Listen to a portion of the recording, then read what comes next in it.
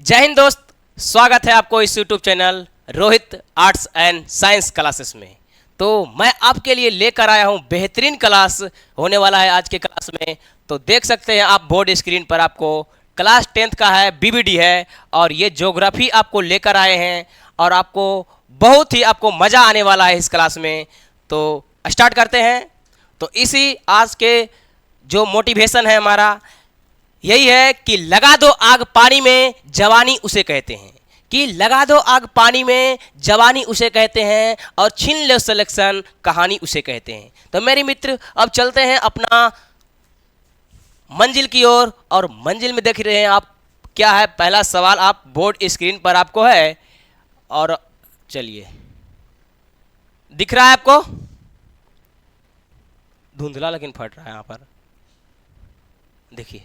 चलिए तो मैं देख सकते हैं यहाँ पे दिख रहा है, ठीक है। यहाँ पे इस पर नहीं दिख रहा है, पूरा यहाँ पर मार रहा है, लेकिन आप लोग को दिख रहा होगा। चलिए कोई बात नहीं है, उसमें दिख रहा होगा। देखिए आपका पहला सवाल जो है हमारा ये है कि किस आयोग कमेटी ने सतत पोषणीय विकास, किस आयोग, चलिए पेन लेता हूं मैं, चलिए देखिएगा, किस आयोग कमेटी ने सतत पोषणीय विकास की अवधारणा प्रस्तुत की है। तो ऑप्शन 4 को आपको दिया गया है, आप देख सकते हैं, बुटलैंड आयोग और ये ब्रेटन वुड्स कमेटी, साइमन आयोग और जेनेवा आयोग। तो ये आपका आप देख सकते हैं इसका आंसर क्या होने वाला है। तो इसका आंसर हो जाएगा आपको बुटलैंड आयोग, बुटलैंड आयोग। अगर मैं बात करूं इसका बुटलैंड आयोग की स्थापना, क्या चीज का स्थापना करो इसका बात, तो इसका स्थापना 1983 ईस्वी में हुआ। कितना ईस्वी में? 1983 ईस्वी में। अगर आपसे सवाल पूछा होता कि बुटलैंड का स्थापना कब हुआ, तो 1983 ईस्वी को। अगर यहाँ पर समझिएगा, पहली बात यहाँ है कि सतत पोषणीय विकास अवधारणा का मतलब क्या होता है। सतत पोषणीय विकास का मतलब क्या होता है? सतत पोषणीय विकास का मतलब होता है वैसा विकास जो वर्तमान में आवश्यकता का पूर्ति तो हो, लेकिन भविष्य में आने वाला पीढ़ी के भी आवश्यकता का पूर्ति हो, इसका प्रयोग मतलब बचा के करे। इसी यही हमारा क्या कहलाता है? सतत पोषणीय विकास। तो सतत पोषणीय विकास जो है हमारा सब्जेक्टिव में भी पूछ दिया जाता है कि सतत पोषणीय विकास से आप क्या समझते हैं। ये सवाल कई बार पूछा गया सवाल है, ठीक है। तो सतत पोषणीय विकास आपको समझ में आ गया होगा। चलते हैं हम नेक्स्ट सवाल की ओर। तो नेक्स्ट सवाल में हमारा क्या कह रहा है, आप ध्यान से देखेंगे। नेक्स्ट सवाल में जो है हमारा भारत में क्या है जी? भारत में बफर स्टॉक कौन बनाता है? बफर स्टॉक का मतलब आप समझ सकते हैं कि बफर स्टॉक का मतलब होता है कि जो अनाज को स्टोर करके रखता है, जो अनाज को भंडारित करने वाला। तो बफर स्टॉक का मतलब होता है अनाज को भंडारित करने वाला। तो इसका आंसर जो हो जाएगा हमारा ऑप्शन नंबर ए हो जाएगा, भारतीय खाद्य निगम। भारतीय खाद्य निगम जिसको हम बोलते हैं इसको एफसीआई, क्या बोलते हैं जी? एफसीआई। एफसीआई का मतलब होता है food corporation India, food corporation India, food corporation of India. इसका मतलब होता है फूड कॉरपोरेशन ऑफ इंडिया। अगर आपसे पूछे कि एफसीआई का फुल फॉर्म क्या होता है, तो इसका क्या होता है? Food corporation India. तो अगर आपसे पूछे इसका स्थापना कब हुआ एफसीआई के, तो इसका स्थापना 1965 ईस्वी को हुआ। कितना में? 1965 ईस्वी को। अगर आपसे पूछा होता कि एफसीआई मतलब ये भारतीय खाद्य निगम जो है हमारा, इसका जो मुख्यालय कहाँ है, तो इसका मुख्यालय हमारा जो है नई दिल्ली में है। कहाँ है जी? नई दिल्ली में है, नई दिल्ली में। दिख रहा है आपको? नई दिल्ली में। तो एफसीआई के मुख्यालय कहाँ है? नई दिल्ली। एफसीआई के स्थापना कब हुआ? 1965 ईस्वी को। चलिए यहाँ तक कोई दिक्कत? आपको बता दिए हैं बफर स्टॉक मतलब आपको समझ में आ गया होगा, जो अनाज को भंडारित करने वाला होता है। चलिए तो नेक्स्ट सवाल आपका है, नेक्स्ट सवाल आपका क्या है आप देख सकते हैं मेरे मित्र यहाँ पे। चलिए नेक्स्ट सवाल आगे बढ़ते हैं हम, और अगला सवाल जो है आपका बहुत ही खतरनाक सवाल है, बहुत ही बेहतरीन सवाल है, आपको देखिएगा। तो अगला सवाल जो है मेरे मित्र कह रहा है, यहाँ पे ध्यान दीजिएगा। अगला सवाल क्या है हमारा? लॉ अयस्क है। लॉ अयस्क है मतलब देख सकते हैं नवीकरणीय संसाधन है कि अनवीकरणीय संसाधन है कि जैव संसाधन है कि मानव संसाधन है।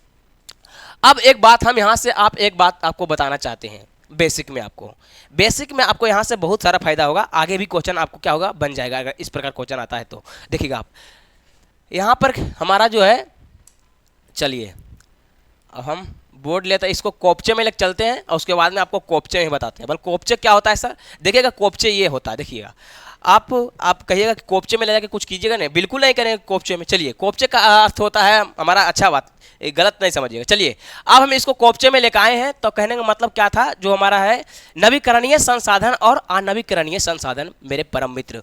तो नवीकरणीय संसाधन पहले समझना हमको, नवीकरणीय, यहाँ से पेन, चलिए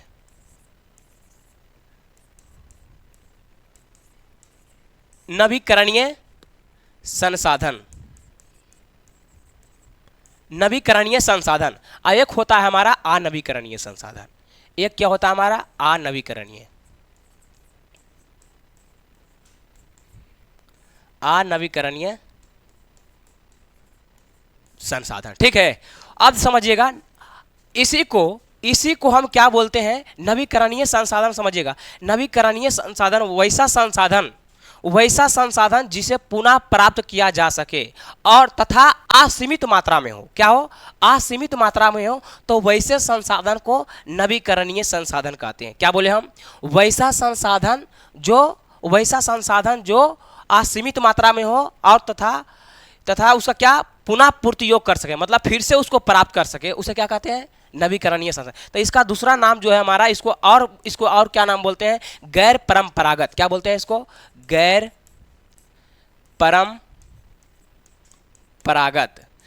परंपरागत संसाधन, गैर परंपरागत संसाधन। इसी को हम बोलते हैं पुनः पूर्ति योग, पुनः पूर्ति योग संसाधन, पुनः पूर्ति योग संसाधन।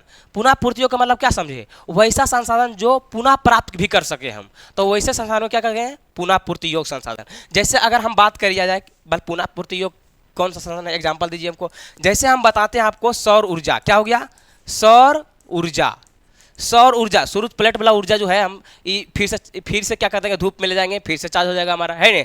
तो सौर ऊर्जा हमारा कैसा संसाधन है, पुनः पूर्ति योग। जैसे हम बोलेंगे पवन ऊर्जा, क्या है, पवन ऊर्जा भी हमारा क्या है, नवीकरणीय संसाधन है, पुनः पूर्ति योग है। चलिए और हम बताते हैं आपको, जंगल हो जाएगा, क्या हो जाएगा, जंगल इकोची असीमित मात्रा में है। क्या जी, असीमित, नवीकरणीय संसाधन है, ये कभी खत्म होने वाला नहीं है, इसको फिर से हम लगा सकते हैं, तो ये कभी खत्म होगा। और पुनः पूर्ति योग है, फिर अगर काट लेंगे अभी फिर लगा देंगे, यस या नो, समझ गए बात। चलिए तो ये सब सारे के सारे जो है ईटीसी और हम लोग एग्जाम्पल, तो क्या है हमारा नवीकरणीय संसाधन। अब आते हैं अनवीकरणीय संसाधन में।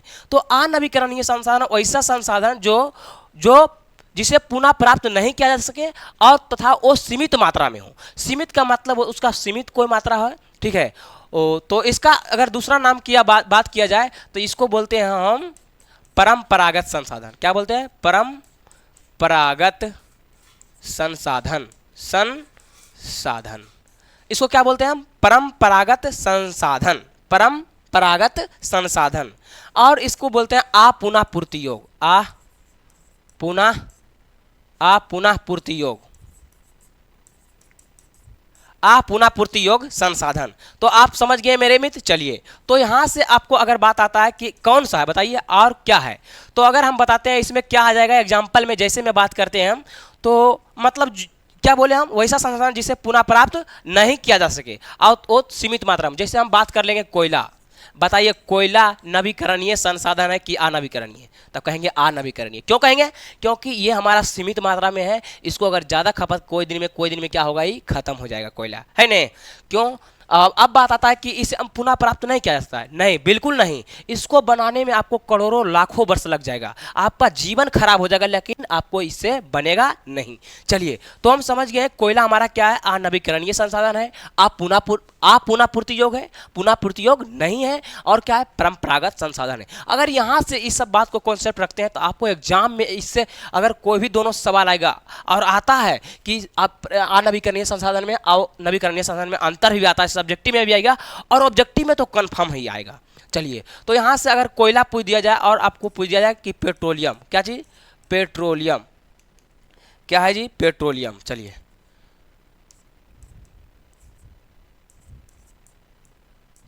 पेट्रोलियम, तब पेट्रोलियम हमारा कैसा है, अनवीकरणीय संसाधन है, पुनःपूर्ति हो। जैसे हम अगर बात किया जाए धातु खनन, जो भी करते हैं धातु, जो भी खनिज होता है, तो सभी खनिज किस में आएगा हमारा, सब जो भी खनिज रहेगा, जो खनिज हमारा किस में आएगा, अनवीकरणीय संसाधन। जैसे धातु हो गया हमारा, क्या हो गया, तो धातु किस में आएगा, धातु जैसे एल्युमिनियम हो गया, लोहा हो गया, ये सब कुछ ये धातु है ना। तो चलिए ये सब धातु जो है किस में आएगा, अनवीकरणीय। अब क्वेश्चन में क्या बोला है जरा ध्यान से समझिएगा, ध्यान से समझिएगा आप लोग। चलिए अब हम आते हैं नेक्स्ट में, आप अपने से बना दीजिएगा आप लोग।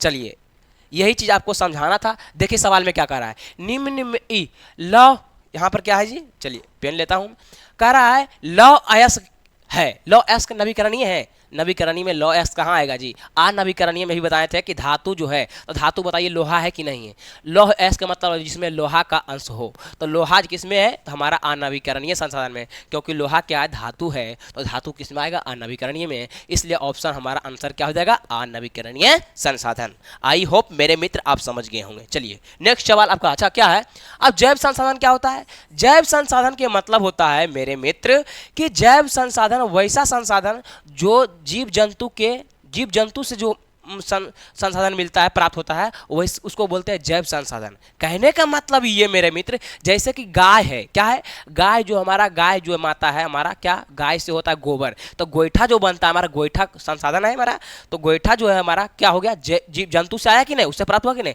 उसको बोलते हैं जैव संसाधन। चलिए आशा है कि आप समझ गए। अब मानवकृत संसाधन क्या होता है, मानवकृत वैसा संसाधन जो मानव के द्वारा बनाया गया हो, वैसा संसाधन जो मानव के द्वारा बनाया गया हो, वैसे संसाधन को कहते हैं हम, वैसे संसाधन को कहते हैं हम, वैसे संसाधन को मानवकृत संसाधन कहते हैं, वैसे संसाधन को मानवकृत संसाधन कहते हैं। लीजिए तो बात कीजिए। चलिए आगे है जो हमारा क्या है, निम्न में से कार्बनिक खनिज है, निम्न में से कौन सा कार्बनिक खनिज है, निम्न में से कौन सा कार्बनिक खनिज है, तो कार्बनिक का मतलब होता है मेरे प्यारे मित्र, कार्बनिक का मतलब होता है, कार्बनिक का मतलब होता है जिसमें कार्बन है। तो किसमें कार्बन है, तो कार्बन आप समझ सकते हैं किसमें कार्बन है, तो आप देख सकते हैं कार्बन किसमें है, तो देखिए कार्बन जो होता है हमारा जलने वाला होता है, क्या होता है, जलने वाला। तो बताइए आप कोयला में देख सकते हैं, कोयला में जो है हमारा, कोयला में कार्बन होता है तभी तो जलता है वो, तो हमारा जो इसमें किसमें है कार्बनिक खनिज कौन है, तो कोयला, ऑप्शन नंबर क्या हो जाएगा, ए हो जाएगा। तो कार्बनिक खनिज इसमें से कौन सा है, कोयला है। अगर आपसे अभ्रक के बात किया जाए, अभ्रक के बारे में, बस सर अभ्रक के बारे में आप बताइए कुछ भी, तो अभ्रक जो है हमारा, अभ्रक जो हमारा फेमस जो है अभ्रक, अभ्रक जो है हमारा झारखंड में, तो झारखंड में जो हमारा, यहाँ पर समझिएगा बात को, अभ्रक के जो है हमारा फेमस जगह जो जिसको बोलते हैं कोडरमा, क्या बोलते हैं, कोडरमा, कोडरमा, कोडरमा हमारा किस चीज लिए फेमस है, तो अभ्रक के लिए, अभ्रक जो है हमारा कोडरमा जो है अभ्रक के लिए क्या है, फेमस है, ठीक है। और ये कोडरमा कहाँ पड़ता है, तो हमारा झारखंड में पड़ता है, कहाँ जी, झारखंड में पड़ता है, कहाँ पड़ता है जी, झारखंड में पड़ता है, आपको दिख रहा होगा। और अगर बात किया जाए ये कोडरमा जो है झारखंड में पड़ता है, तो बताइए अभ्रक जो है कौन सा खनिज है, धात्विक खनिज है कि आधात्विक खनिज है, तो हम कहेंगे आधात्विक खनिज है, क्या है, आधात्विक, आधात्विक खनिज है, आधात्विक क्या है जी, खनिज है, ये हमारा अभ्रक जो है आधात्विक खनिज है। चलिए आप यहां से समझ गए इसको। चलिए अगर आप बात किया होता कि सर बॉक्साइड के बारे में आप जरा सा कुछ बताइए तो हमको, तो बॉक्साइड के अगर सूत्र की बात किया जाए, सूत्र के, तो बॉक्साइड के अगर बात किया जाए सूत्र के, तो Al2O3 इंटू 2H2O होता है, इंटू 2H2O होता है। अगर बात किया जाए कि बॉक्साइड के सूत्र बहुत इंपॉर्टेंट है एकदम, VVI लगा लीजिए एकदम, है ने, VVI छपने वाला ये सब सवाल है, ठीक है।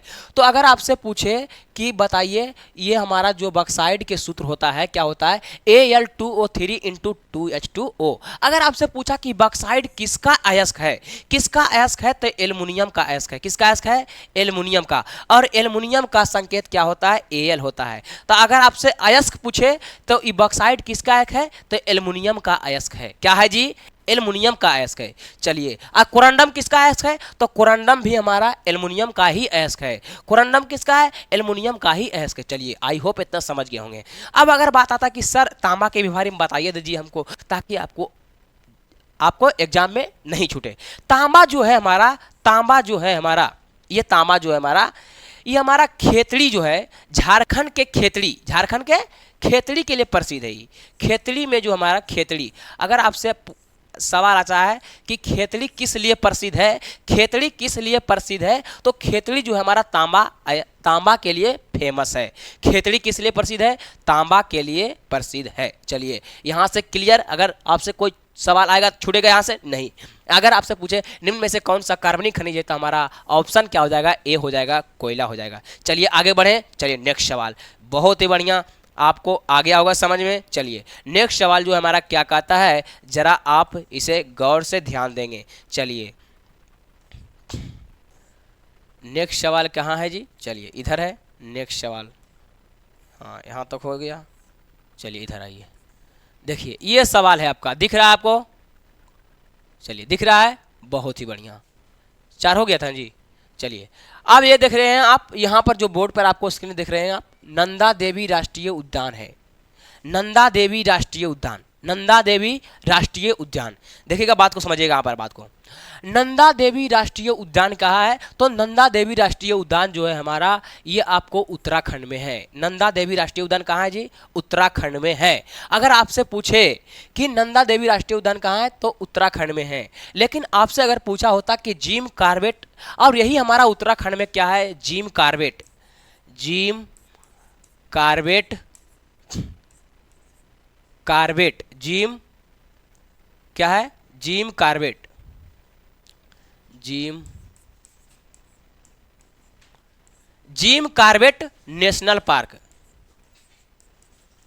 जिम कॉर्बेट नेशनल पार्क कहाँ है जी, तो हमारा उत्तराखंड में ही है। जिम कॉर्बेट नेशनल पार्क कहाँ है, उत्तराखंड में है। अगर आपसे पूछा ये जिम कॉर्बेट जो है हमारा देश के सबसे पहला नेशनल पार्क है, देश के सबसे पहला नेशनल पार्क कौन सा है, जिम कॉर्बेट नेशनल पार्क। अब कहाँ है जिम कॉर्बेट नेशनल पार्क, तो उत्तराखंड में ही है। कहाँ है जी, उत्तराखंड में है। और यही उत्तराखंड में हमारा पहाड़ी इलाका है, और यही पहाड़ी इलाका में हमारा सीढ़ी नुमा खेती होती है। यहाँ उत्तराखंड में कौन सी खेती होती है, सीढ़ी नुमा, जिसको हम बोलते हैं सोपानी कृषि के भी नाम से जाना जाता है। तो सोपानी कृषि कहाँ होता है, उत्तराखंड में। सोपानी कृषि कहाँ होता है, उत्तराखंड में। अगर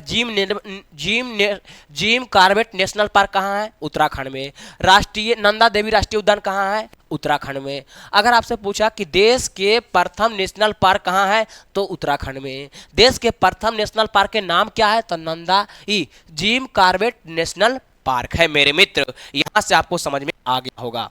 अगर आपसे पूछा कि वर्तमान में जिम कॉर्बेट नेशनल पार्क क्या नाम है, तो वर्तमान में जिम कॉर्बेट नेशनल पार्क के नाम है हमारा, ये हमारा जो है रामगंगा पार्क है। क्या है, Ramganga national park, Ramganga national park अभी जो है वर्तमान में। चलिए इतना आपको क्लियर हो गया। झारखंड में भी बताए थे, झारखंड में जो है हमारा, झारखंड में ही हमारा जो है पलामू नेशनल पार्क है। कहाँ है जी, पलामू नेशनल पार्क कहाँ है, पलामू नेशनल पार्क कहाँ है, झारखंड में। पलामू नेशनल पार्क कहाँ है, झारखंड में। हजारीबाग कहाँ है, हजारीबाग कहाँ है, हजारीबाग कहाँ है, झारखंड में। हजारीबाग कहाँ है, अगर आपसे सवाल आया कि हजारीबाग कहाँ पड़ता है, तो झारखंड में। पलामू नेशनल पार्क कहाँ है, झारखंड में। और आपको बताए थे झारखंड जो है हमारा, बताए थे कोडरमा जो है झारखंड में एक कोडरमा जगह है, ठीक है। कोडरमा जो हमारा खेतड़ी जो है कोडरमा में है, सॉरी कोडरमा में जो है कोडरमा जो फेमस है, ये हमारा अभ्रक के लिए फेमस है मेरे मित्र। तो समझ में आ गया। अगर आप बताएं हम कि केरल के बारे में बात बताइए, तो केरल में जो है हमारा ये केरल जो हमारा, केरल को हम मसालों का बगीचा भी कहते हैं। केरल को मसालों का बगीचा क्या कहते हैं, केरल को मसालों का बगीचा केरल को ही कहते हैं। लेटेराइट, यहाँ केरल में किस मिट्टी होता है, तो लेटेराइट मिट्टी। चलिए उत्तराखंड में अगर बात क्या, उत्तर प्रदेश में क्या है जी, उत्तर प्रदेश है जी। और उत्तर प्रदेश में दुधवा है। क्या है, दुधवा, क्या चीज, दुधवा। दुधवा कहाँ है, तो उत्तर प्रदेश में है। दुधवा कहाँ है, उत्तर प्रदेश में है। दुधवा कहाँ है, उत्तर प्रदेश में। चलिए इस सभी सारी बातों आपको बता दिए। आपका सवाल क्या था, नंदा देवी राष्ट्रीय उद्यान कहाँ है, तो उत्तराखंड में। यहाँ से बहुत सारे डिस्कस आपको किए हैं, आपको समझ में आ गया होगा। तो हम आगे बढ़ते हैं यहाँ से। चलिएगा अगला सवाल जो है यहाँ पे क्या है, अगला सवाल जो है हमारा क्या है, अगला सवाल है वुडलैंड आयोग संबंधित है। वुडलैंड आयोग संबंधित है। मैंने आपको पहले बताया था, पहले आपको क्वेश्चन में बता दिया था कि वुडलैंड आयोग संबंधित जो है हमारा, वुडलैंड आयोग संबंधित, ये वुडलैंड आयोग संबंधित जो है जरा ध्यान से आप समझेंगे। इसी वुडलैंड के आपको बताए थे स्थापना कब हुआ, तो 1900 आपको बताए थे 83 ईस्वी में हुआ। 1983 ईस्वी में क्या हुआ, वुडलैंड स्थापना हुआ। वुडलैंड की स्थापना कब हुआ, 1983 ईस्वी में।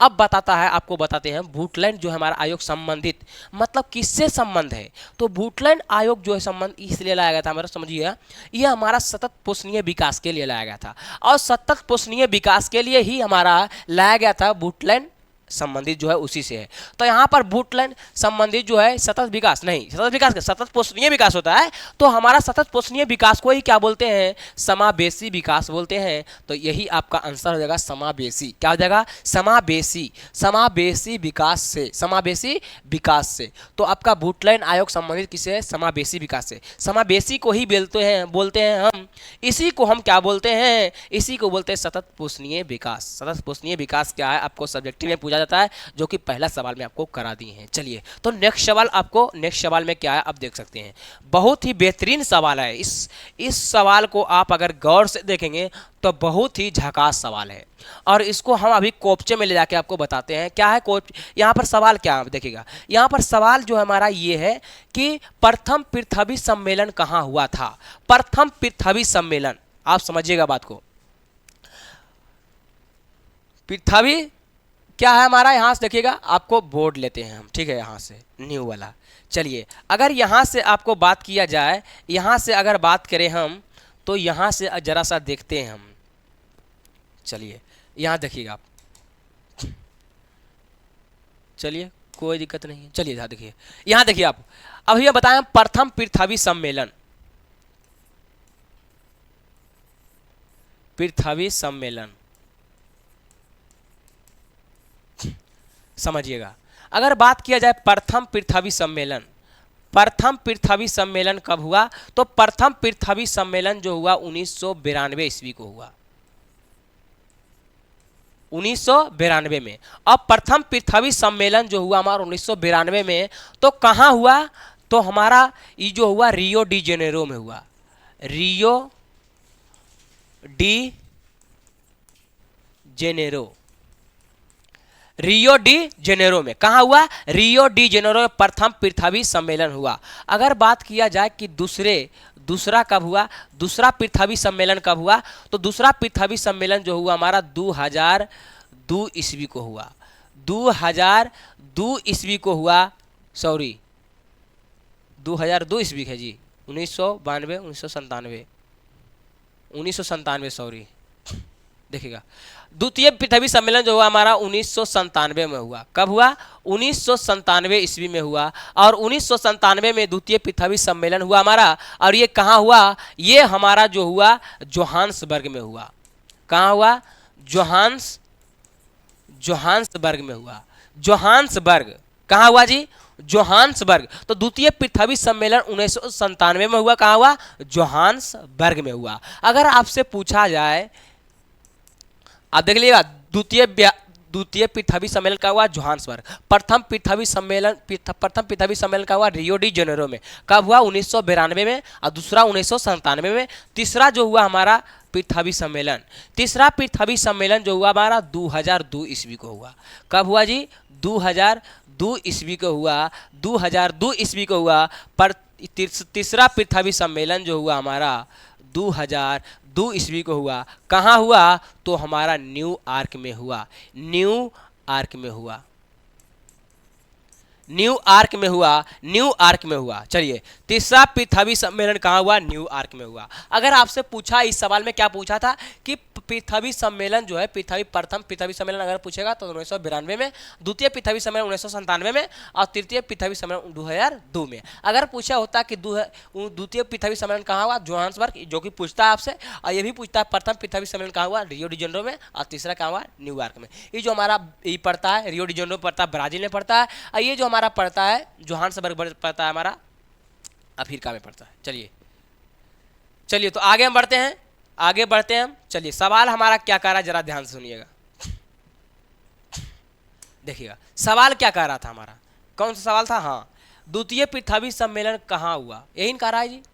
चलिए कोयला पे किस पर, हाँ अच्छा ये वाला आपको करा दिए, हाँ नहीं यहाँ भी, यहाँ है देखिए प्रथम, यहाँ पर देखिएगा ये सवाल है हमारा, प्रथम पृथ्वी सम्मेलन कहाँ हुआ था, यही सवाल है। यस, इसका ऑप्शन करा दिए समावेशी विकास। चलिए प्रथम पृथ्वी सम्मेलन जो हुआ हमारा, प्रथम पृथ्वी सम्मेलन जो हुआ रियो डी जेनेरो में हुआ, रियो डी जेनेरो जो कि ब्राजील में पड़ता है। चलिए यहाँ से क्लियर। अगर आपसे बताए थे जोहान्सबर्ग जो हमारा द्वितीय पृथ्वी सम्मेलन हुआ, कब हुआ जी, द्वितीय पृथ्वी सम्मेलन। और न्यूयॉर्क में जो है हमारा, न्यूयॉर्क में जो है हमारा तृतीय पृथ्वी सम्मेलन हुआ। और क्योटो सम्मेलन की अगर बात करें, क्योटो क्या है, क्योटो सम्मेलन के बाद बात किया 1997 में हुआ, और 1997 में ही हमारा द्वितीय पृथ्वी सम्मेलन भी हुआ। तो क्योटो सम्मेलन जो हमारा, अच्छा अगर बात आता है यहाँ पर कि क्योटो सम्मेलन जो किस लिए हुआ था, क्योटो सम्मेलन जो 1997 में हुआ किस लिए हुआ था, यहाँ ग्रीन हाउस जो है हमारा, ग्रीन हाउस को नियंत्रण करने के लिए, CO2 मतलब ग्रीन हाउस को नियंत्रण करने, कंट्रोल करने के लिए हमारा क्योटो सम्मेलन हुआ। तो अगर आपसे सवाल आता है मेरे मित्र कि क्योटो सम्मेलन किस लिए लाया गया था, तो हमारा यही ग्रीन हाउस को नियंत्रण करने के लिए लाया गया था। चलिए आशा है कि इस चारों ऑप्शन आपको समझ नहीं आए हैं, इतना बेसिक से आपको बता रहे हैं चीज़ें जो आपको नई क्लास में पढ़े हैं, आपको यहाँ से आपको सारा चीज़ समझ में आ जाएगा। यहाँ एक सवाल नहीं बताया आपको, चार सब हर एक क्वेश्चन में आपको 4 ऑप्शन के बारे में बता रहे हैं हम, पूरा फुल डिस्कशन के साथ। तो ये वीडियो आप ज़्यादा से ज़्यादा अपने दोस्तों के शेयर कीजिए, और दोस्त भी गदगद, आप भी गदगद, समझ रहे हैं कि ना, अब पहलुकवो गदगद आपका, ठीक है ना। चलिए तो आगे बढ़े हम, चलिए यहाँ से पहले सवाल है हमारा जो क्या है, अगला सवाल देख लेते हैं हम। चलिए बहुत ही बेहतरीन अगला सवाल जो है आप देख सकते हैं, आपको बोर्ड स्क्रीन पे आपको दिख रहा होगा। अब बेहतरीन आपका सवाल है। चलिए अगला सवाल मेरे मित्र ये रहा है, और मैं पेन ले लेता हूँ। कोयला किस प्रकार का संसाधन है, कोयला, कोयला क्या है, किस प्रकार का संसाधन। मैंने पहले कोपचे में बताया था, ले जाके आपको ग्रीन बोर्ड पे बताया था कि कोयला जो हमारा किस प्रकार के संसाधन है। तो कोयला बताए थे वैसा, देखिए हम बताए थे संसाधन 2 प्रकार का होता है, नवीकरणीय अनवीकरणीय। तो अभी बोल रहा है कोयला किस प्रकार का संसाधन, अभी बताए थे कोयला हो गया, पेट्रोलियम हो गया, धातु हो गया, जो भी खनन है वो हमारा क्या, अनवीकरणीय। तब आप ही बताइए कोयला किस प्रकार का संसाधन है, तब कहेंगे अनवीकरणीय। इसी का दूसरा नाम क्या है बताइए, आप बताइए इसी का दूसरा नाम क्या है। तो हम बताए थे इसी को बोलते हैं हम परंपरागत संसाधन, और इसी को बोलते हैं पुनः पूर्ति योग संसाधन। यस या नो, यस। तो यहाँ से आप एग्जाम में आपको आएगा ही सवाल, और आएगा, देख लीजिएगा आप ध्यान से। तो अगर आपसे पूछा कि कोयला किस प्रकार संसाधन है, तो अनवीकरणीय संसाधन है। नवीकरणीय आपको बताए थे इसी को बोलते हैं पुनः पूर्ति योग संसाधन, गैर संसाधन, गैर परंपरागत संसाधन भी बोलते हैं। चलिए कोई दिक्कत नहीं, तो आगे बढ़े हम, बहुत ही बेहतरीन, आप समझदार हैं। चलिए अगला सवाल आपको फिर से आपको दिख रहा होगा यहाँ पे। अगला सवाल क्या है हमारा, अगला सवाल जो है ये हमारा रहा कि द्वितीय पृथ्वी सम्मेलन कहाँ हुआ था। देखिए यही सवाल आपको पहले बता रहे हैं हम, अगर आप मेरा बात को सिर्फ खाली आप समझिएगा तो आपको अगला सवाल अपने आप बन जाएगा। कोई भी सेट आपको बताते हैं, सॉल्यूशन कराते हैं, तो सिर्फ मेरी बातों को आप समझिए, बस सुनिए ध्यान से। आप कॉपी में नोट डाउन करके चलिए। आप रजाई में पढ़े से, सूद के पढ़े से कुछ होने वाला नहीं है। आपको भले कहिए दिल के तसल्ली मिल जाएगा, लेकिन मन को तसल्ली नहीं मिलेगा, एक बात ध्यान दीजिए। चलिए यहाँ पर समझ लीजिएगा आपको। चलिए तो आगे बढ़ते हैं हम। अगला सवाल जो है हमारा आप देख सकते हैं, कह रहा है सौर ऊर्जा निम्नलिखित में से कौन सा संसाधन है मेरे परम मित्र। आपको पहले बताए थे ये कि सौर ऊर्जा हो गया, पवन ऊर्जा हो गया, ये सवाल करा दिए, ठीक है। ये सवाल आपको करा दिए थे कि द्वितीय पृथ्वी सम्मेलन कहाँ हुआ था, नहीं बताए थे। द्वितीय प्रथम पृथ्वी सम्मेलन जो 1900 कब हुआ था, 1992 में हुआ। द्वितीय पृथ्वी सम्मेलन 1997 में हुआ। तृतीय पृथ्वी सम्मेलन 2002 में हुआ था। प्रथम पृथ्वी सम्मेलन जो हुआ था कहाँ हुआ था, तो प्रथम पृथ्वी सम्मेलन रियो डी जेनेरो में हुआ, जो कि ब्राजील में पड़ता है। द्वितीय पृथ्वी सम्मेलन जो हुआ था 1997 में हुआ, जो कि कहाँ पड़ता है, जोहान्सबर्ग है। और तृतीय पृथ्वी सम्मेलन न्यूयॉर्क में। तो आपको क्या है, द्वितीय पृथ्वी सम्मेलन कहाँ हुआ था, तो कहाँ हुआ था, न्यूयॉर्क में हुआ था, नहीं जी। पेरिस में हुआ था, नहीं जी। मॉस्को में हुआ था, नहीं जी। तो ऑप्शन नंबर क्या हो जाएगा, नहीं हो जाएगा। तब कहाँ है आंसरवा सर, आंसरवा तो हम बताए थे द्वितीय पृथ्वी सम्मेलन कहाँ हुआ था, तो द्वितीय पृथ्वी सम्मेलन हुआ था जोहान्सबर्ग में, जो कि आपका ऑप्शन नहीं है, जो कि आपका ऑप्शन नहीं है। तो ऑप्शन नहीं है तो क्या कहते हैं, गलत है कि नहीं। देखिए ऑप्शन नंबर डी आपको दिख रहा है नहीं। तो आपको जो आपको बता दिए उससे फालतू ही रहेगा ही नहीं, अगर आप बढ़िया से पढ़ते हैं तब। ठीक है, तो आपका ऑप्शन नंबर क्या हो जाएगा, डी। तो होगा कौन आंसर था, तो इसका आंसर क्या हो जाएगा, जोहान्सबर्ग। क्या हो जाएगा, जोहान्सबर्ग। कब हुआ था, तो 1997 में, और 1997 में क्योटो सम्मेलन हुआ। तो कोई दिक्कत नहीं। चलिए नेक्स्ट सवाल आपका क्या है, नेक्स्ट सवाल आपको बताए थे यहाँ से, नेक्स्ट सवाल आपको बता दिए थे हम। चलिए नेक्स्ट सवाल आपको बता दिए थे, ये आपको लग रहा है मज़ा, दिख रहा है आपको, नहीं दिख रहा है। चलिए यही वाला पेन लेते हैं, आपको मज़ा लगेगा, जो मज़ा लगेगा वही मज़ा कीजिए आप। चलिए मज़ा है तो आगे सजा भी है, देख लीजिएगा।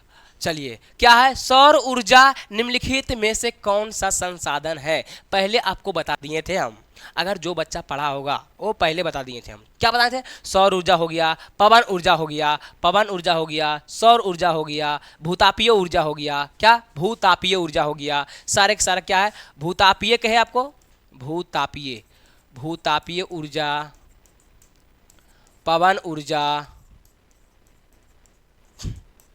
पवन ऊर्जा हो गया, जंगल हो गया, पवन ऊर्जा हो गया, ये सब कौन ऊर्जा है जी, तो आपको कौन ऊर्जा है, तो कौन ऊर्जा है, तो नवीकरणीय पुनःपूर्ति योग। नवीकरणीय क्या बोलते हैं, पुनःपूर्ति योग। तो नवीकरणीय ऑप्शन में नहीं है, तो पुनःपूर्ति योग है। तो आपका आंसर क्या हो जाएगा, बी हो जाएगा। देखिए बी आपको दे रहा है आंसर, तो ऑप्शन नंबर क्या हो जाएगा, बी, इसलिए ऑप्शन नंबर क्या हो जाएगा, बी। चलिए कोई दिक्कत यहाँ से, चलिए बहुत ही बढ़िया। चलिए आगे चलते हैं। चलिए अगला जो सवाल है आप देख सकते हैं, अगला 10वां नंबर सवाल है हमारा। 10वां नंबर क्वेश्चन देख लीजिए आप। 10वां नंबर क्वेश्चन क्या है, निम्नलिखित में से किसका कथन संसाधन होते नहीं है, संसाधन बनते हैं। मतलब कहने का मतलब आपको, हम जो पढ़ा होगा हमसे उसको पता होगा, हम बताए थे संसाधन होते नहीं है, संसाधन बनते हैं। संसाधन होते नहीं है, संसाधन बनते हैं। यह सबसे पहले किसने कहा था, जिम्मरमैन ने कहा था। जिम्मरमैन क्या बोला था, संसाधन होते नहीं है, संसाधन बनते हैं। जैसे मान लिया जाए ये आज हमारा पेन जो है, अभी पहले अगर इसको प्रयोग नहीं करेंगे, हम अपना उपयोग में नहीं लाएंगे तो संसाधन नहीं है। अगर संसाधन, अगर इसको उपयोग करने लगेंगे तो संसाधन बन गया हमारा। तो यही बात कहा था कौन, जिम्मरमैन कहा था, जिम्मरमैन कहा था, जिम्मरमैन कहा था। तो संसाधन होते नहीं है, संसाधन बनते हैं, किसने कहा था, मेरे में परम मित्र जिम्मरमैन, जिम्मरमैन। बस सर इस चारों ऑप्शन के बारे में बताइए, मजा आ जाता है, दिल गदगद हो जाता है। तो बताते हैं हम, ये जो हमारा कौची है, मोल्थस है, मोल्थस। मोल्थस बस क्या था, तो मोल्थस जो है हमारा जनसंख्या सिद्धांत दिया था। तो जनसंख्या सिद्धांत कौन, किसने दिया था, सॉरी, जनसंख्या सिद्धांत, जनसंख्या, जनसंख्या, जनसंख्या सिद्धांत किसने दिया था, मोल्थस। जनसंख्या सिद्धांत किसने दिया था। अगर आपका नेक्स्ट सवाल में आता है कि जनसंख्या सिद्धांत किसने दिया था, मोल्थस दिया था। अगर आपको बात आता है कि डार्विन क्या है, इसका नाम होता है, फुल फॉर्म क्या होता है, फुल नाम क्या है, चार्ल्स डार्विन है, ठीक है। तो चार्ल्स डार्विन को हमारा कंप्यूटर के जनक भी कहते हैं, लेकिन यहाँ पर समझिएगा ये हमारा जो डार्विन जो है हमारा कंप्यूटर के जनक भी कहते हैं, ठीक है। लेकिन यहाँ पर समझिएगा चार्ल्स डार्विन जो है एक पुस्तक लिखा था, जानता है क्या, हमारा the origin of the species. क्या है, द ओरिजिन, हिंदी में लिख देते हैं, ठीक है, the origin, the origin, the origin of species, species, the origin of species पुस्तक किसने लिखा, तो हमारा हो जाएगा option Darwin, Charles Darwin, Charles Darwin. तो आपको अगर एग्जाम में आता है एग्जाम में कि द ओरिजिन ऑफ स्पीसीज के लेखक कौन है, तो डार्विन है। क्या है ना, डार्विन। अगर आपसे बात था कि इरेटोस्थनीज क्या है, तो इरेटोस्थनीज अभी कौन सी पढ़ रहे हैं बताइए, भूगोल पढ़ रहे हैं कि नहीं, तो भूगोल का जनक कौन है, इरेटोस्थनीज। भूगोल का जनक कौन है, इरेटोस्थनीज, भूगोल का जनक, भूगोल का जनक, भूगोल का जनक,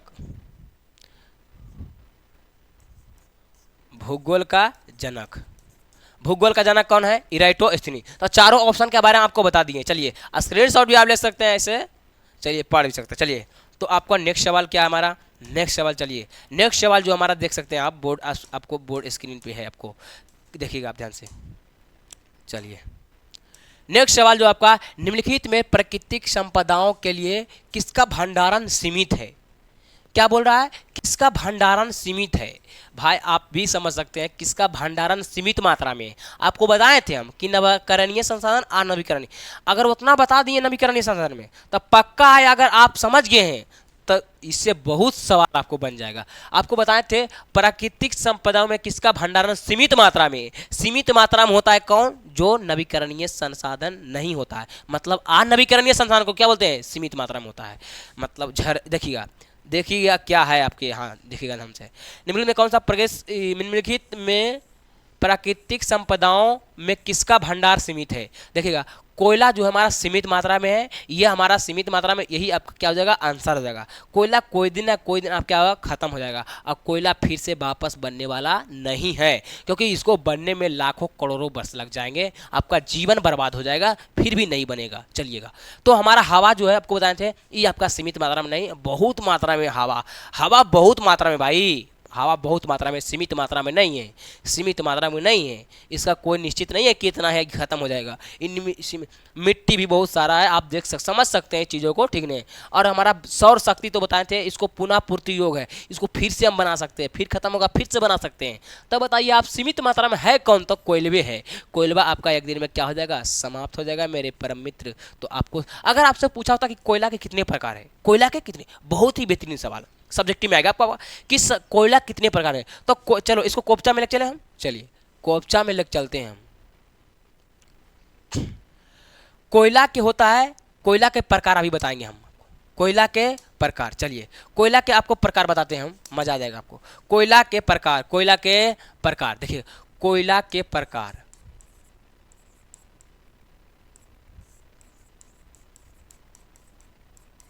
कोयला के प्रकार। अब कोयला के प्रकार होता है, आप ट्रिक याद रखिएगा, ट्रिक आप भी नहीं बताइएगा, ए बे ले पी, ए बे ले पी, ए बे ले पी, दोस्त बाग बोलिएगा ने, ए बे ले पी, ए बे ले पी, पी ले, ए बे ए मेरे राजा, कैसे बोलता है गाना भुला गए, चलिए कोई बात नहीं, आधे कहना किए थे भुला गए। चलिए इधर देखिएगा, ए बे लेपी, ए बे लेपी, ए से एंथ्रासाइट, क्या जी, एंथ्रासाइट, ए से एंथ्रासाइट,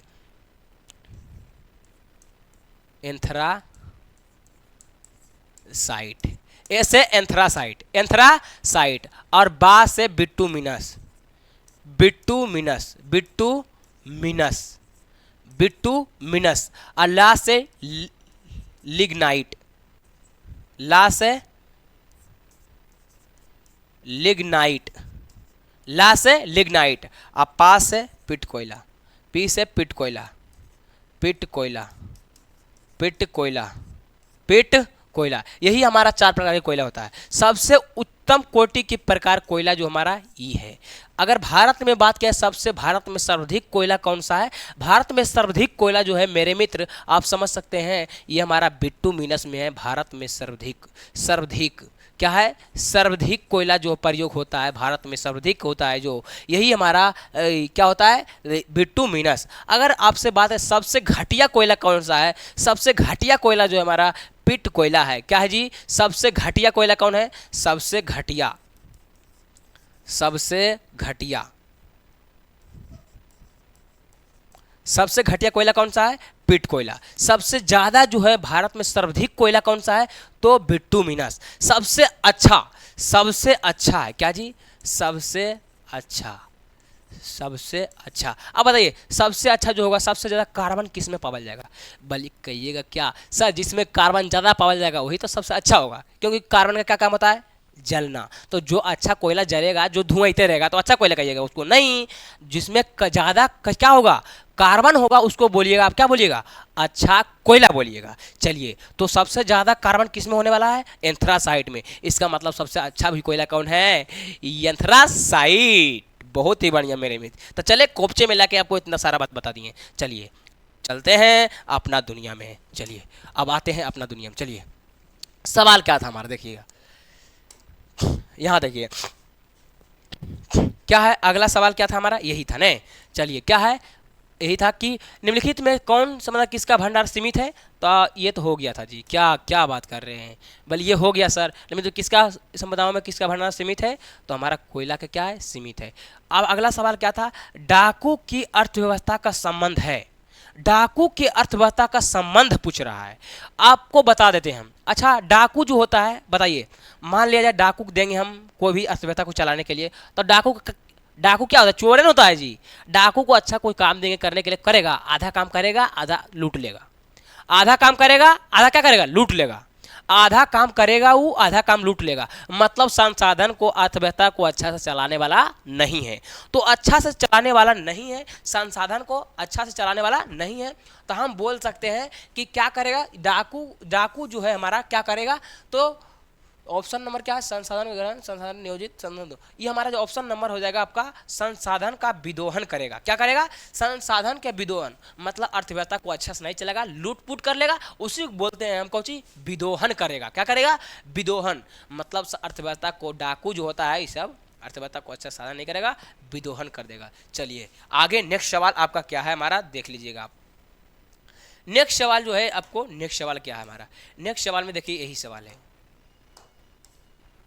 देखिए कितना बड़ा प्यारा सा सवाल है, आपको दिख रहा होगा, बहुत ही बढ़िया सवाल है।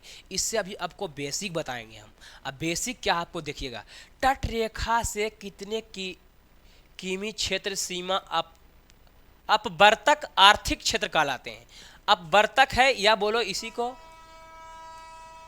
इसी को हम बोलते हैं क्या, अपमार्जक क्षेत्र। क्या बोलते हैं, अपमार्जक क्षेत्र। क्या बोलते हैं, अपमार्जक क्षेत्र। देखिएगा, ये मान लिया जाए, हम सपोज कीजिए ये हमारा भारत है, ठीक है, ये हम लम टोटका कैसे बना दिए आपको, क्या है, भारत है, क्या बना दिए, भारत बना दिए, दिख रहा है आपको। चलिए अगर आपसे सवाल ये आता है कि ये क्या है हमारा, देखो यहाँ से हमारा तट रेखा है, ये समुंदर है, ठीक है, ये बीच में क्या है, इतना समुंदर है, यहाँ से अगर हम, अब बात था कि ये जो समुंदर है क्या है, तो समुद्री को से समुंदर में जो दूरी मापते हैं, समुंदर में दूरी मापते हैं, न्यूटिकल मील में नापते हैं।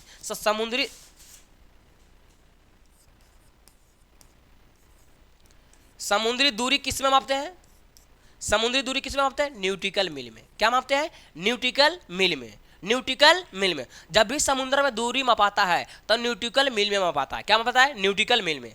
तो अगर आपसे पूछे कि ये हमारा जो है, जैसे कि मान लिया यहाँ से अगर तट रेखा अगर हम 12 न्यूटिकल मील जाएंगे, कितना जाएंगे, 12 न्यूटिकल मील, तो 12 न्यूटिकल मील जाएंगे, तो यही हमारा कहलाता है, ये हमारा कहलाता है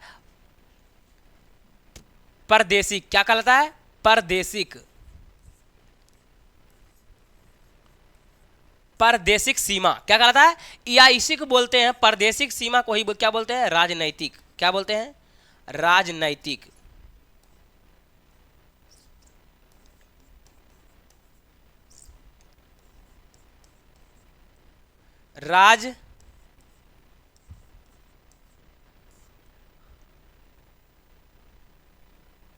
राजनैतिक, क्या बोलते हैं, राजनैतिक। क्या हो जाता है,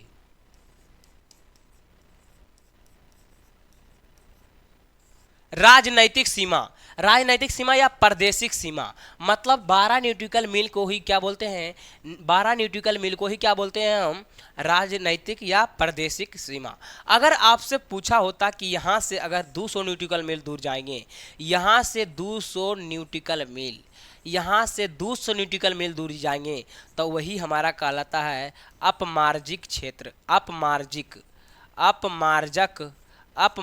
क्षेत्र। क्या कहलाता है, अपमार्जक क्षेत्र। तब पूछा क्या है, अपमार्जक ही पूछा है, क्षेत्र क्या कहलाते हैं, तो क्या कितना होता है, 200 न्यूटिकल मील। 200 न्यूटिकल मील कहीं है, यस, ऑप्शन नंबर क्या हो जाएगा, बी हो जाएगा। तो अगर आपसे सवाल ये आएगा अपमार्जिक क्षेत्र कितने होते हैं, तो 200 न्यूटिकल मील, समझ में आया कि नहीं।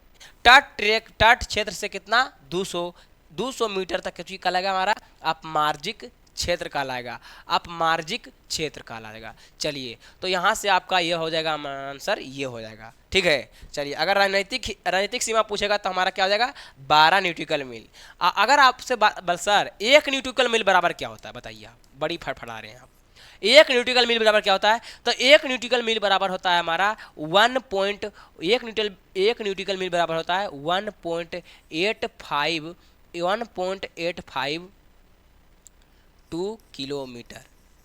1.852 किलोमीटर होता है, 1.852 किलोमीटर होता है। तो आपको राजनीतिक सीमा या प्रादेशिक सीमा 12 न्यूट्रिकल मील, या कभी कभी आपको ये मिलेगा 19.2 किलोमीटर आपको दिखेगा, 19.2 किलोमीटर आपको दिखेगा। लेकिन आपको बता देते हैं हम जानकारी के लिए कि जब भी समुद्री में दूरी को मापते हैं हम न्यूट्रिकल मील में मापते हैं। समुद्री दूरी को किस में मापा जाता है? तो न्यूट्रिकल मील में। अगर आपसे ऑब्जेक्टिव में आता है कि समुद्री दूरी को किस में मापा जाता है, तो न्यूट्रिकल मील में। एक न्यूट्रिकल मील बराबर क्या होता है? 1.852 किलोमीटर होता है। चलिए क्लियर यहाँ से? तो सवाल हमारा ऑप्शन नंबर क्या हो जाएगा? बी हो जाएगा। चलिए यहाँ से सवाल नहीं छूटेगा आपसे।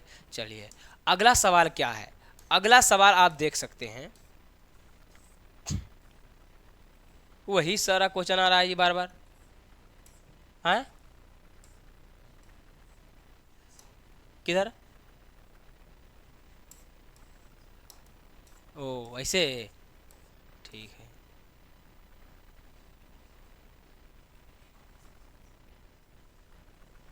चलिए ये सवाल है। हाँ चलिए जी, चलिए देख सकते हैं आप। दिख रहा है आपको? ये बता दिए थे आपको, ये भी बता दिए। क्या बात है यार। हाँ ये है। चलिए आपका देख सकते हैं आप, ये चैप्टर, अब दूसरा चैप्टर हमारा क्या है? प्राकृतिक संसाधन।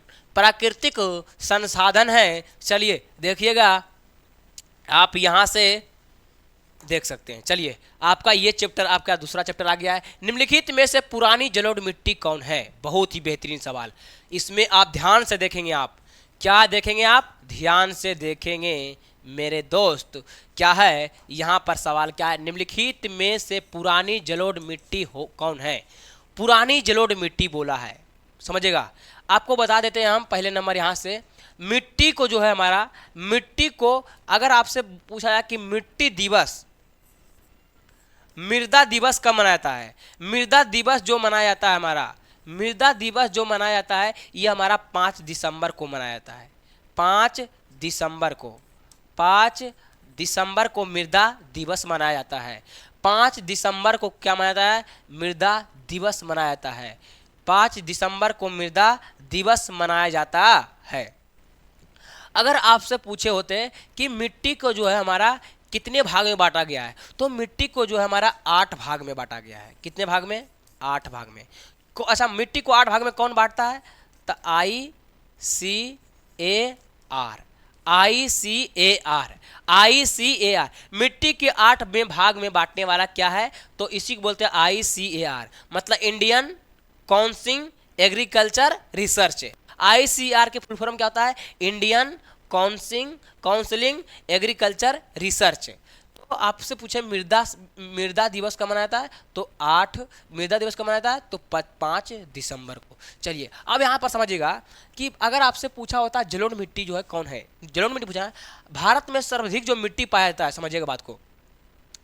भारत में मिट्टी जो पाया जाता है सर्वाधिक, भारत में मिट्टी सर्वाधिक मिट्टी की बात किया जाए यहाँ पर, समझिएगा।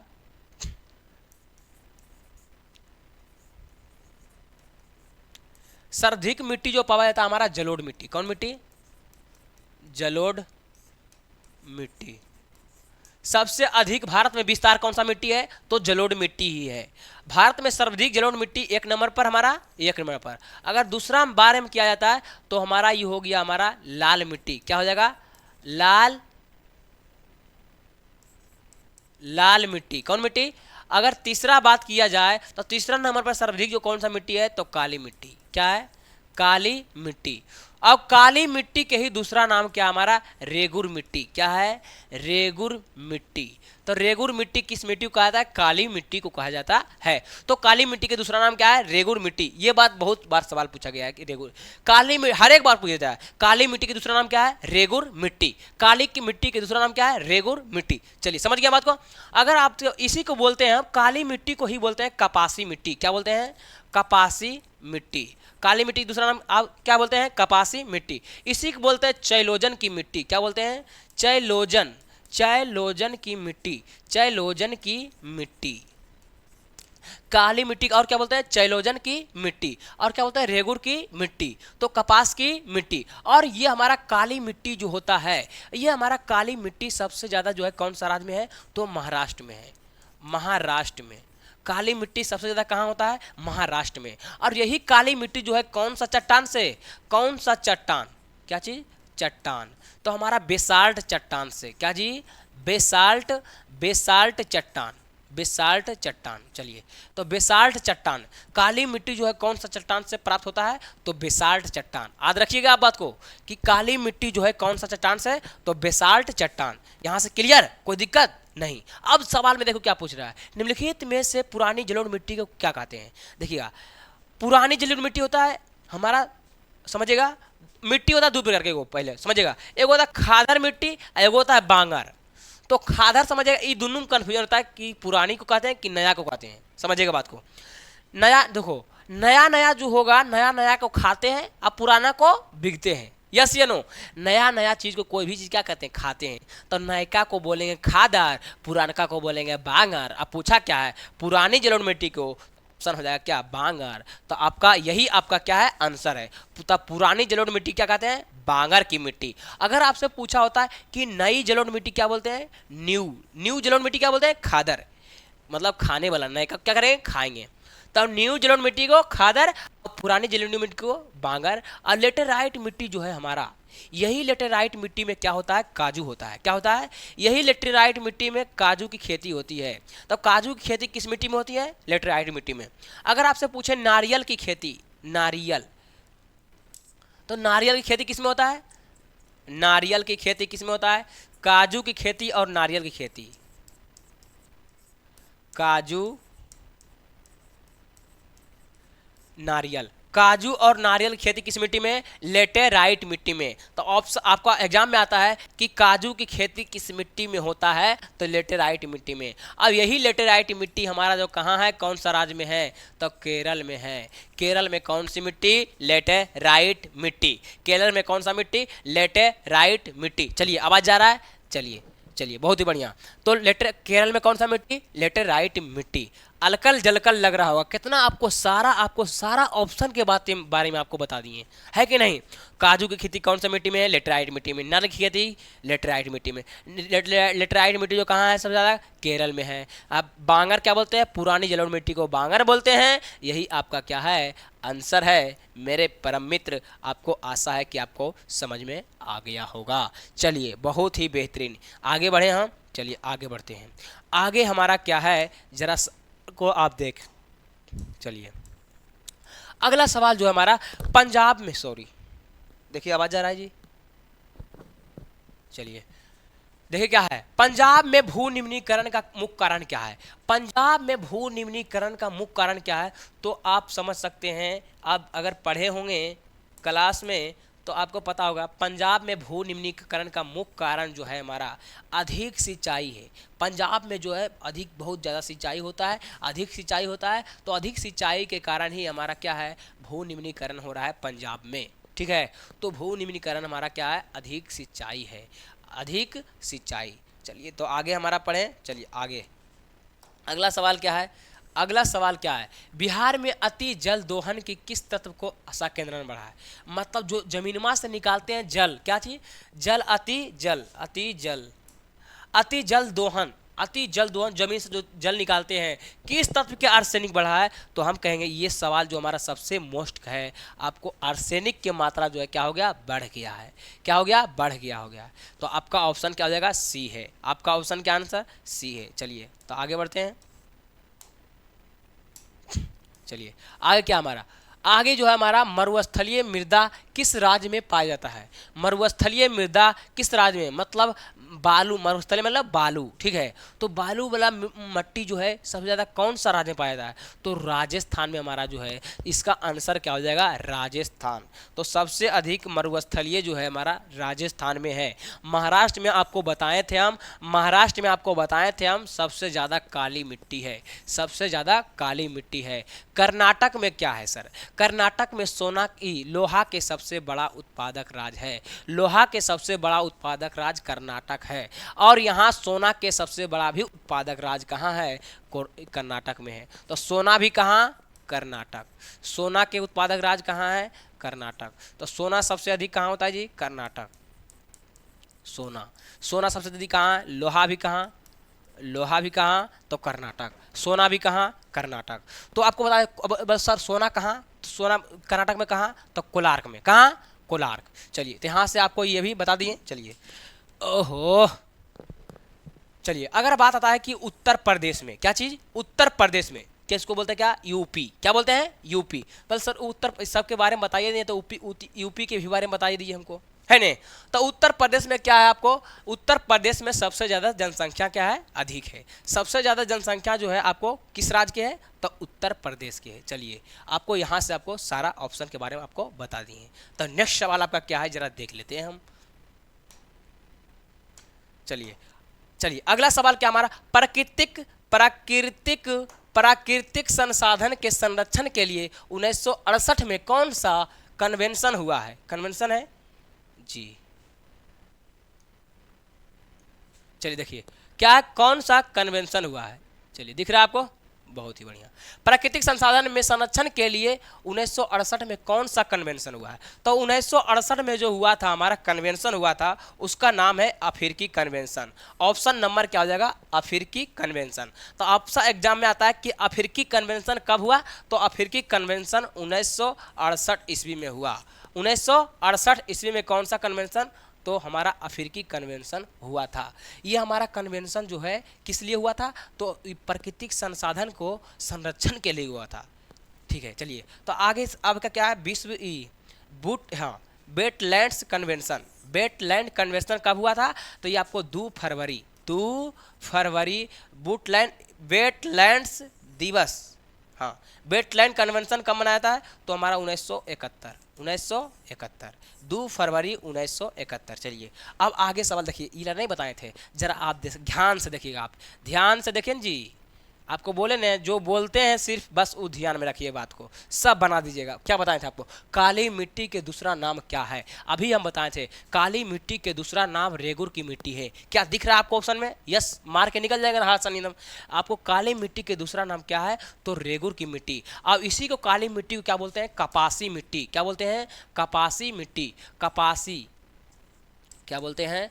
कपासी मिट्टी। तो कपासी मिट्टी किसे कहते हैं? काली मिट्टी को। और कपासी मिट्टी कहाँ होता है? तो ये आपको काली मिट्टी सबसे ज़्यादा महाराष्ट्र में बताए थे। और यही कपासी मिट्टी में जो हमारा काली मिट्टी में ही क्या होता है हमारा?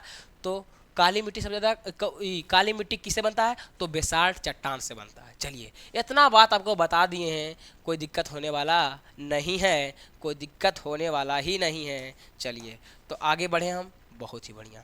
काली मिट्टी उपयुक्त जो है, काली मिट्टी जो है हमारा, काली मिट्टी उपयुक्त जो है किसके? कपास के लिए। अब ये तो बताएं जी काली मिट्टी के क्या बोलते हैं? कपासी मिट्टी। ये सब बताइए तो बुझ भाई जी, रगड़ देंगे तुम भी रगड़ो, है न? चलिए इस सब को रगड़ दो, रगड़िएगा तब ये कोई उपाय है न, जीवन बर्बाद होने से कोई नहीं रोक सकता है आपको। चलिएगा आगे सवाल क्या हमारा? सोपानी कृषि किस राज्य में प्रचलित है? बेहतरीन है।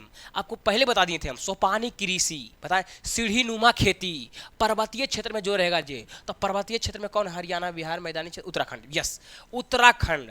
तो आपका ऑप्शन क्या हो जाएगा? सोपानी कृषि किस राज्य में प्रचलित है? तो उत्तराखंड में हो जाएगा। क्या हो जाएगा? उत्तराखंड सोपानी कृषि। इसी यही हम बताए थे उत्तराखंड में क्या बोलते हैं? Jim Corbett national park. Jim Corbett national park कहाँ है? उत्तराखंड में। और इसी बोलते हैं देश के प्रथम नेशनल पार्क कहाँ है? उत्तराखंड में। देश के प्रथम नेशनल पार्क उत्तराखंड में। हाँ, नंदा देवी राष्ट्रीय उद्यान कहाँ है? उत्तराखंड में। नंदा देवी राष्ट्रीय उद्यान कहाँ है? उत्तराखंड में। जिम कॉर्बेट नेशनल पार्क कहाँ है? उत्तराखंड में। देश के सबसे बड़ा नेशनल पार्क कहाँ है? उत्तराखंड में। चलिए कोई दिक्कत नहीं। तो उत्तराखंड के बारे में आपको बता दिए। पंजाब में बताए थे, पंजाब में भू निम्नीकरण के सबसे अधिक जो है अधिक सिंचाई है। पंजाब में भू निम्नीकरण की कौची है? सबसे अधिक सिंचाई के कारण है भू निम्नीकरण। चलिए कोई दिक्कत नहीं जी। अच्छा बिहार मैदानी क्षेत्र में कौन सा मिट्टी? तो मैदानी क्षेत्र में डेल्टाई मिट्टी। डेल्टाई क्षेत्र में कौन सा मिट्टी? तो जलोढ़ मिट्टी। मैदानी क्षेत्र में नदी के किनारे में कौन सा मिट्टी? जलोढ़ मिट्टी। भारत में सबसे अधिक मिट्टी जलोढ़ मिट्टी। भारत में सबसे अधिक मिट्टी जलोढ़ मिट्टी। कृषि के लिए सबसे अधिक मिट्टी कौन सा है? जलोढ़ मिट्टी। तो मिट्टी की जो बताए थे, खादर की मिट्टी किसे कहते हैं? नई जलोढ़ मिट्टी क्या कहते हैं? खादर की मिट्टी। आप पुरानी जलोढ़ मिट्टी क्या कहते हैं? बागर की मिट्टी। कोई दिक्कत नहीं, कोई दिक्कत नहीं। तो चलते हैं आगे। चलिए अगला सवाल क्या है, जरा ध्यान से देखेंगे हम। बहुत ही अभी अभी जितना भी पढ़े हैं सबसे बेहतरीन सवाल, सब जितना भी एग्जाम अभी तक हुआ है सारे के सारे एग्जाम में यही सवाल पूछा गया है, मेढक के प्रजनन को नष्ट करने वाला रसायन कौन सा है? ये सवाल आप ध्यान से देखिए, अभी अभी चारों ऑप्शन के बारे में आपको बताएंगे ढंग से, एकदम समझिएगा बात को। यहाँ पर बात को समझना ये है मेरे मित्र, आप लाड लिखिए आप, मेढक के प्रजनन को नष्ट करने वाला इसका जो है आपका ऑप्शन तो हो जाएगा आपको एंड्रीन हो जाएगा। क्या हो जाएगा? एंड्रीन होगा। इस सब एग्जाम में पूछा है अभी तक जितना भी सवाल हुआ है। देखिएगा आप, अब अगर बेंजीन के बारे में बात किया जाए, इसका सूत्र होता है C6H6 होता है, C6H6 होता है। अगर इसमें बात किया जाए कि सर पाई बॉन्ड की संख्या और सिग्मा बॉन्ड की संख्या कितना होता है, तो पाई बॉन्ड देखो, पाई ऐसे लिखाता है, पाई ऐसे गिन लीजिए।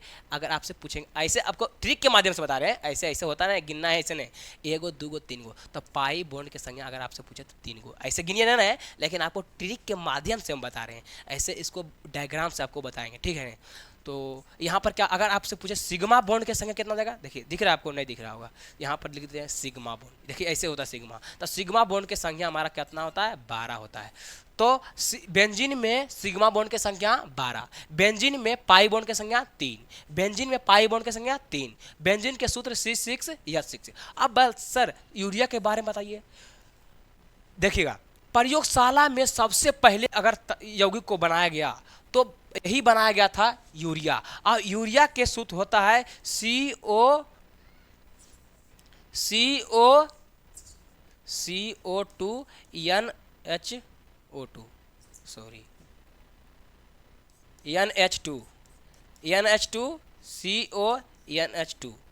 NH2 ठीक है ना जी, देखिए मिला लीजिएगा, NH2 ठीक है, NH2 यही जो है प्रयोगशाला में सबसे पहले जो है बनाया गया था, किसके द्वारा? तो वोहेलर के द्वारा, वोहेलर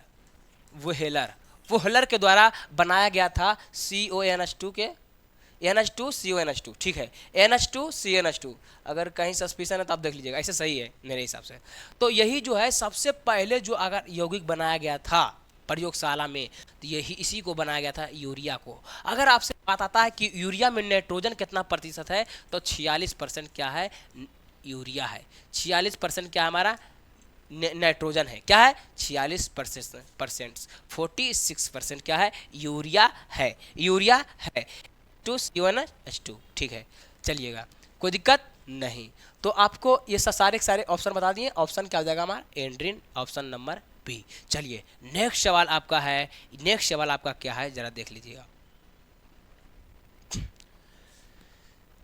क्या है हमारा? भारत में सर्वाधिक क्षेत्र जो है, भारत में सर्वाधिक क्षेत्र पर किस मिट्टी का विस्तार है? अभी हम बताए थे भारत में सबसे अधिक जो है कौन सा मिट्टी है? तो जलोढ़ मिट्टी। डेल्टाई क्षेत्र में कौन सा मिट्टी? जलोढ़ मिट्टी। नदी घाटी क्षेत्र में कौन सा मिट्टी? जलोढ़ मिट्टी। और जलोढ़ मिट्टी कृषि के लिए सबसे अधिक मिट्टी जलोढ़ मिट्टी। तो इसका मतलब भारत में सबसे अधिक मिट्टी जो है हमारा, तो जलोढ़ मिट्टी ऑप्शन नंबर दे रहा है, तो ऑप्शन नंबर ए हो जाएगा आपका। क्या हो जाएगा? ए हो जाएगा। आपको इसके बारे में बता दिए थे, काली मिट्टी को ही बोलते हैं रेगुर की मिट्टी। काली मिट्टी के दूसरा नाम क्या है? रेगुर की मिट्टी। इसी को बोलते हैं हम कपासी की मिट्टी। क्या बोलते हैं? कपासी मिट्टी। और इसी मिट्टी में जो हमारा होता है, काली मिट्टी में ही हमारा क्या होता है? तो काली मिट्टी में ही हमारा, काली मिट्टी क्या बोलते हैं? कपासी की मिट्टी। इसी को बोलते हैं हम चैलोजन की मिट्टी। इसी क्या बोलते हैं? कपासी मिट्टी, है ना। तो ये आपको बता दिए काली मिट्टी का दूसरा नाम रेगुर की मिट्टी। अब काली मिट्टी कौन सा चट्टान से? तो काली मिट्टी जो है हमारा सबसे ज़्यादा कहाँ है? तो महाराष्ट्र में। कहाँ है? महाराष्ट्र में आपको बताए थे। अब महाराष्ट्र में आपको बताए थे कौन सा चट्टान से? तो बेसाल्ट चट्टान से। बेसाल्ट चट्टान से। कौन सा चट्टान से? बेसाल्ट। बेसाल्ट चट्टान से कौन सा मिट्टी प्राप्त होता है? तो काली मिट्टी होता है। चलिए आज समझ में आ गया है? कोई दिक्कत यहाँ से? कोई भी दिक्कत नहीं है, कोई भी दिक्कत नहीं है, कोई दिक्कत। चलिए तो अच्छा लेटेराइट मिट्टी आपको बताए थे, लेटेराइट मिट्टी बताए थे। लेटेराइट मिट्टी में क्या चीज़? काजू की खेती कौन सा मिट्टी में? तो लेटेराइट मिट्टी में। अगर नारियल की खेती कौन सा मिट्टी में? लेटेराइट मिट्टी में। और लेटेराइट मिट्टी कहाँ है जी? केरल में। कहाँ है जी?